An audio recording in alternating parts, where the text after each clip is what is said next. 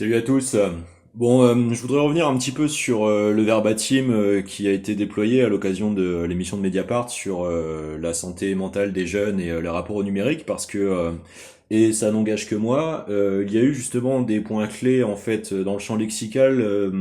sur lesquels je pense qu'il faut particulièrement marquer un petit temps d'arrêt parce qu'ils sont beaucoup plus riches qu'on ne pourrait le croire. C'est un soutien au manifeste excellence de compétences de Salomé Saké, encore une fois. Et ce que je vais dire n'engage que moi. Euh, N'étant pas journaliste professionnel et étant personnellement dans une situation qu'il sera beaucoup plus difficile pour l'exécutif de pouvoir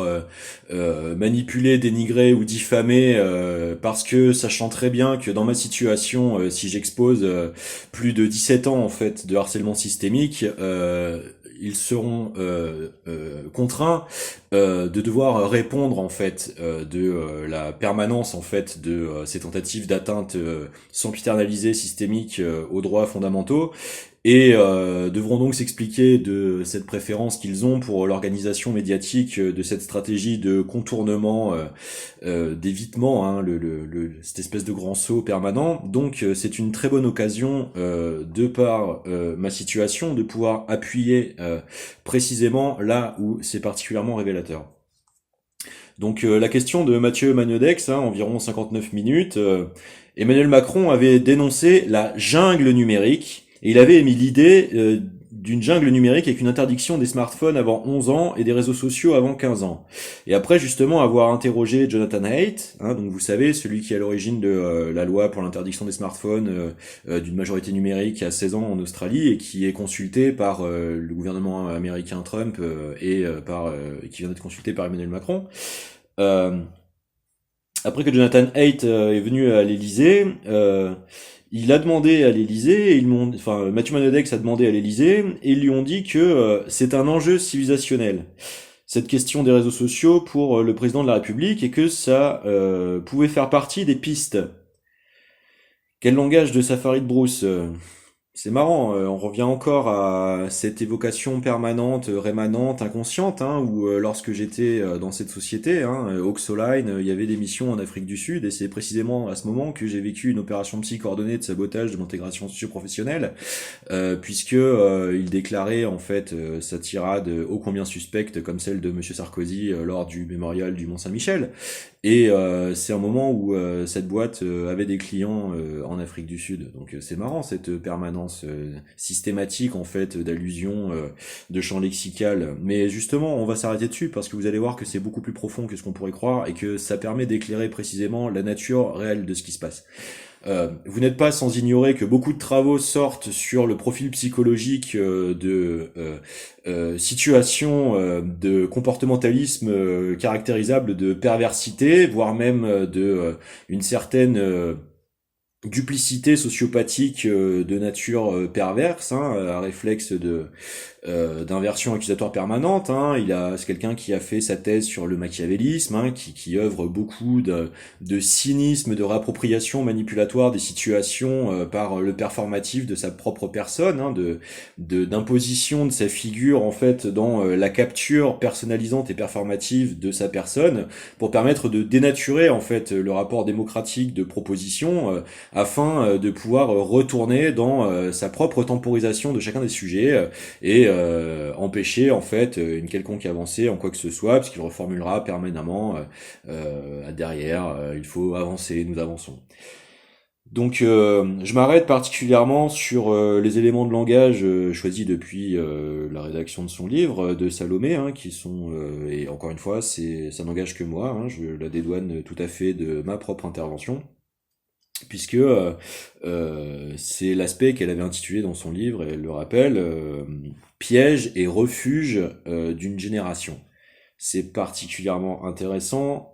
et c'est particulièrement révélateur de par mon interprétation un petit peu plus poussée. Dans la polyphonie des termes, nous entendons donc piège, pi, ège, Jupiter, Ju, pi, terre, et refuge. Donc le refuge, vous savez qu'il allait chanter le refuge, qui est un chant traditionnaliste savoyard, plutôt matiné d'appartenance à des réseaux d'extrême droite. Le refuge et le refus sachant que c'est quelqu'un qui a commencé à être mis en valeur dans les véritables archives de construction de sa figure publique avec le théâtre, où il avait commencé par que c'est bon de renaître. C'est quelqu'un qui s'était déclaré en mission, qui nous disait penser printemps, qui voulait enfourcher le tigre, euh, et qui voulait que nous nous réinventions. Bon, pour quelqu'un qui s'est fait mettre le pied à l'étrier par Attali, si vous voulez, c'est quand même assez lourd, quoi. Parce que il y a certaines rumeurs sur son préformatage dans des réseaux de conditionnement précorruptionnel à la désignation systémique, à l'accès, enfin au truchage plutôt des postes décisionnaires de façon plutôt autoritariste, capture et simulacre de réels processus démocratiques par des systémiques d'imposition de pouvoir. Hein. Donc ces rumeurs concernant son éventuelle participation à des crimes rituels sectaires doublé de son histoire quand même de détournement de mineurs pédocriminels dans sa relation avec la sulfureuse polémique Jean-Michel Trogneux, Brigitte Macron, hein, pour parler ensuite des bassins entrepreneuriaux alors qu'on refuse le droit au peuple de statuer de la réalité d'une information ou non avec une simple radio du bassin, hein, qui réglerait une bonne fois pour toutes la polémique, hein, puisque morphologiquement impossible à contrefaire, en tout cas si les clichés sont réellement ceux qui seront médicalement pratiqués, hein. Ça fait beaucoup comme background psychologique parce que on voit bien comment un phénomène de préconditionnement dissociatif, comme c'est le cas dans beaucoup de programmes ingérants de conditionnement des êtres humains tels que MKUltra, tout ce genre de choses, sont basés sur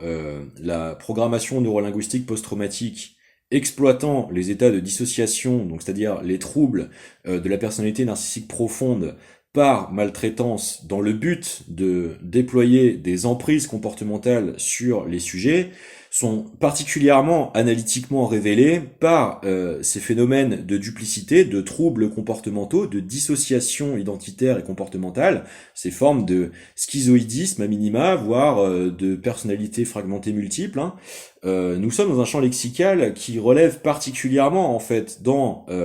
ce rapport de dissociation à l'identité numérique et in extenso donc de souveraineté numérique, hein, c'est-à-dire de territorialité de l'exercice collégial et collectif commun du pouvoir, hein. Je rappelle que le président de la République a pour mission constitutionnelle de défendre et garantir l'intégrité de la nation. Donc, à l'heure de la numérisation des données personnelles des citoyens français, qui conditionne en fait l'accès à l'intégralité de leurs droits par les démarches institutionnelles numérisées, ce n'est pas simplement un enjeu de modernité, c'est un enjeu démocratique constitutionnel absolument matériellement concret. Donc ce n'est pas traitable simplement avec la légèreté d'un rapport à une modernité technologique, ce sont des enjeux constitutivement décisif